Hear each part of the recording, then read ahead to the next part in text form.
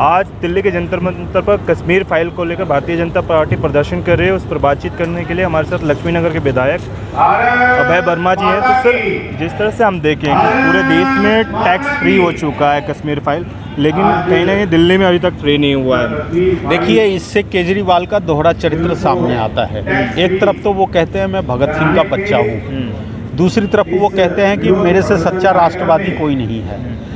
क्या the Kashmir files को वो राष्ट्रवादी फिल्म नहीं मानते?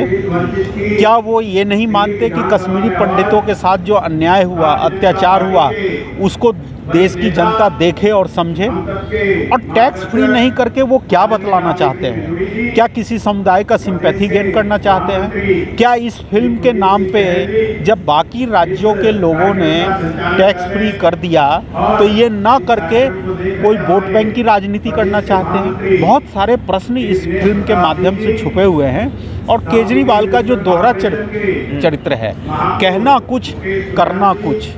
एक तरफ तो कहते हैं कि हर सरकारी भवन पे भगत सिंह का चित्र लगाएंगे, दूसरे तरफ ये कश्मीरी पंडितों के साथ जो अन्याय हुआ, अत्याचार हुआ, जिसको अभिव्यक्ति के आज़ादी के तहत एक फिल्म के माध्यम से दिखाने का प्रयास हुआ है, तो आप टैक्स फ्री करने से क्यों भागते हो? ये बड़ा प्रश्न है और इस पर जवाब केजरीवाल को देना पड़ेगा। लेकिन एक और सवाल आ रहा है, जिस तरह से एमसीडी के चुनाव टले हैं, उसको लेकर अरविंद केजरीवाल कह रहे हैं कि भाजपा डर चुकी, इसलिए एमसीडी का चुनाव जो है वो रद्द करके आगे बढ़ाई है। इस पर आपकी क्या प्रतिक्रिया है? 4 राज्यों में प्रचंड बहुमत लेके आने वाली पार्टी एमसीडी, जो कि एक लोकल बॉडी का चुनाव है, उससे क्यों डरेगी? केजरीवाल जी जवाब दें कि नगर निगम की माली हालत इतनी खराब क्यों कर दी कि केंद्र को इंटरफेयर करना पड़ा, और माली हालत को ठीक करने के लिए वो कई तरह की योजनाओं को तैयार कर रहे हैं, और केंद्र सरकार इस नगर निगम को एक मजबूत संस्था बनाने के लिए निर्णय ली है।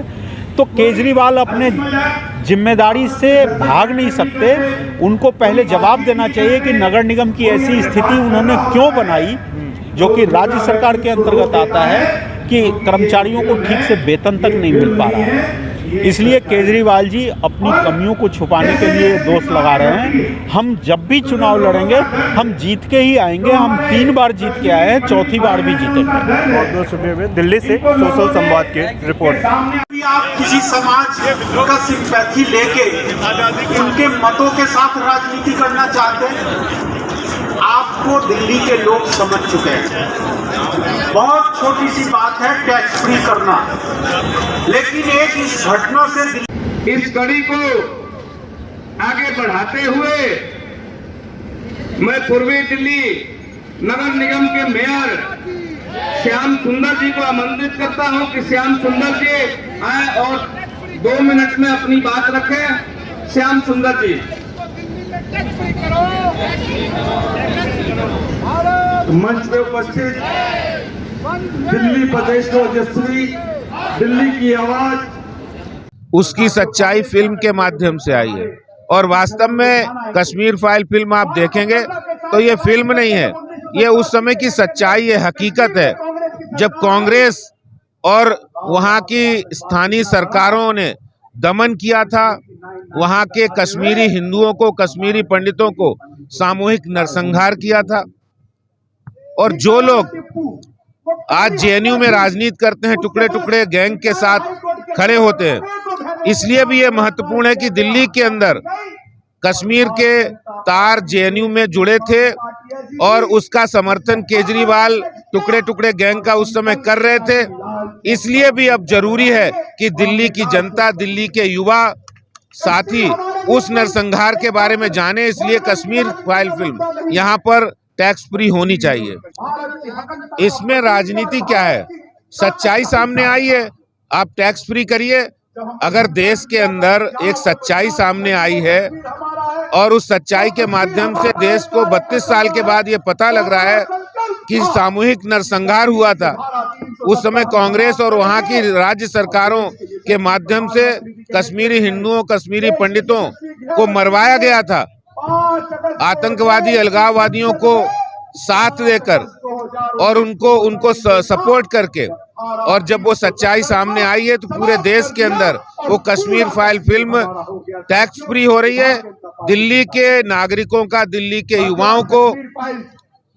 युवाओं को भी हक है कि कश्मीर फाइल फिल्म के माध्यम से ये सच्चाई पता लगे। विधानसभा में हमारे सभी विधायक दल के नेता, जिन्होंने कल ये निश्चय किया है कि हम विधानसभा में ये मुद्दा उठाएंगे।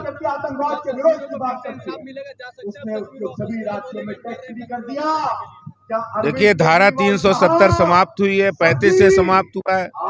कश्मीरी पंडितों को भी वहां अधिकार मिले हैं, पूरे देश को वहां अधिकार मिले हैं और कश्मीर भारत का अभिन्न अंग बना है, संवैधानिक रूप से बना है। और ऐसे समय जब 32 साल पहले हुए नरसंहार की सच्चाई सामने आई है तो उस सच्चाई के दिल्ली के लोगों को भी उसको जानने का हक है।